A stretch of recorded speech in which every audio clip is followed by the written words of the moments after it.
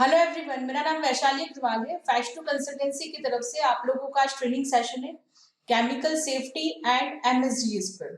तो हम शुरू करते हैं टॉपिक। केमिकल सेफ्टी की बात करते हैं तो केमिकल्स को हमें केयर से मतलब सावधानी के साथ हैंडल करने की जरूरत है। तो केमिकल्स हमारे लिए बहुत जरूरी है, इसलिए हम उसको अवॉइड नहीं कर सकते, मतलब हम उसका यूज अवॉइड नहीं कर सकते। वो हमारे बहुत से हाउस होल्ड आइटम्स जो इंडस्ट्रीज में है, घर में है, बहुत से ऐसे आइटम्स है जिनको बनाने के लिए हमें बेस में केमिकल यूज करना पड़ता है। तो हम बहुत सारे केमिकल से आसपास घिरे हुए और हम बहुत सारे केमिकल्स रोजमर्रा में यूज करते हैं। स्पेशली केमिकल्स क्या क्या बनाने के काम में आते हैं? प्लास्टिक्स बनाने के काम में आते हैं, डिटर्जेंट बनाने के, कपड़े बनाने के, रबड़, कॉस्मेटिक्स, परफ्यूम्स और भी बहुत सारी चीजें बनाने के काम में आते हैं केमिकल। तो हम मतलब केमिकल का इतना ज्यादा यूज हमारे आसपास में कि हम उसको अवॉइड नहीं कर सकते, लेकिन हमें उसके इस्तेमाल के वक्त सावधानी रखने की जरूरत है। केमिकल्स को अंडर एस्टिमेट नहीं करना है, वही उससे हेल्थ हजार्ड भी हो सकते हैं, फायर भी हो सकता है और एक्सप्लोजन भी हो सकता है और इवन डेथ भी हो सकती है अगर कुछ ऐसे केमिकल्स हमारे पास है तो। Now what is a now what is a chemical hazard? Chemical hazard क्या है? मतलब ऐसा कोई भी केमिकल जिससे कि आप बीमार हो सकते हैं, आपको खतरा है, आपको कुछ तरह की इंजुरी हो सकती है या फिर किसी भी तरह की और इमरजेंसी क्रिएट हो सकती है, ऐसी किसी चीज को हम केमिकल हजार्ड बोलते हैं, ऐसी किसी सिचुएशन को। और केमिकल से किस किस तरह के हजार्ड हो सकते हैं? फिजिकल हजार्ड हो सकते हैं और हेल्थ हजार्ड हो सकते हैं।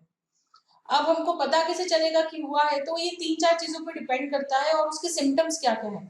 जैसे पहली चीज है डोज, हमने कितनी मात्रा में केमिकल एब्जॉर्ब करा है बॉडी में, वो कितनी देर तक हमारी बॉडी में रहा है और कितनी देर तक हम उसके एक्सपोजर में रहे, या तो उस केमिकल के सामने रहे हैं या हमने वो गलती से खा लिया है, पी लिया है, कुछ भी है, उसका डोज कितनी मात्रा में हमने लिया है उस पर डिपेंड करता है। और जितना ज्यादा डोज है उतने ज्यादा हेल्थ इफेक्ट्स होते हैं।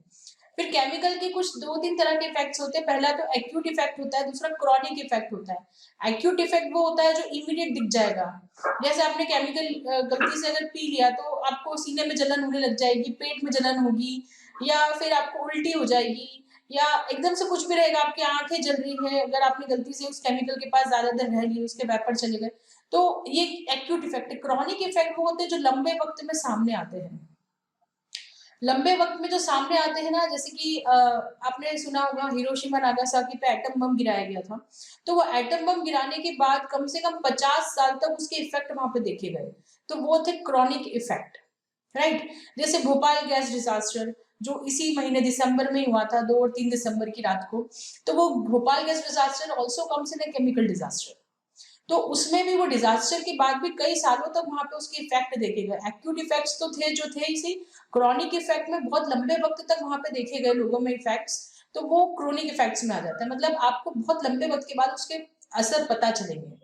तो इंडस्ट्रीज वगैरह में ऐसे केमिकल्स होते हैं जो एक्यूट इफेक्ट्स तो देते हैं, साथ में क्रॉनिक इफेक्ट्स भी रहते हैं जो वक्त के साथ 10-20 साल में सामने आते हैं।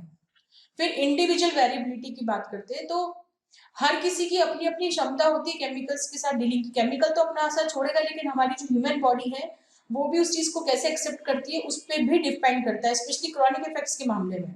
तो dose, acute effect, chronic effect और हर किसी की अपनी अपनी शारीरिक क्षमता भी उस पर डिपेंड करती है।